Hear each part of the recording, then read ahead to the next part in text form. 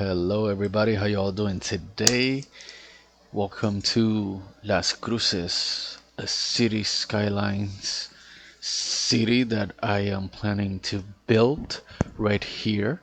What you're looking at is at Google Earth. This is the western side of the island right here. That's the town of Aguadilla. And over here is the area where I would like to recreate in City Skylines. Not exactly recreate, but base it on this part of the island right here. That's the Atlantic coast. And this is somewhere in between or between the two towns of Aguadilla and Isabela. That coast that you're looking at right there is the Atlantic Ocean. This area right here that I'm zooming into, that's like a cliff where you have the main town up in that part of the upper part, and then you have the plains right very near the coast. So as you can see, there are many houses in this part over here. Most of them have swimming pools, and they have that view of the ocean. The darker side is Isabela. It's a municipality. It's a real life municipality. It's a beach town. A lot of beach roads, beach parks, beach hotels, smaller hotels, Airbnbs, and on all that kind of beach life. Same thing with Aguadilla. And that's the one thing that I want to pick up in Las Cruces. I want to uh, do a representation of all the things that you can find right here in the northwestern side of Puerto Rico. Aguadilla, with the houses and the apartment complexes and the swimming pools, the roads, very simple roads. They're actually unmarked roads in this part, and as you can see further down into the ocean and the beach. So I hope you enjoy the views of Puerto Rico, and let's get ready to start building the municipality of Las Cruces.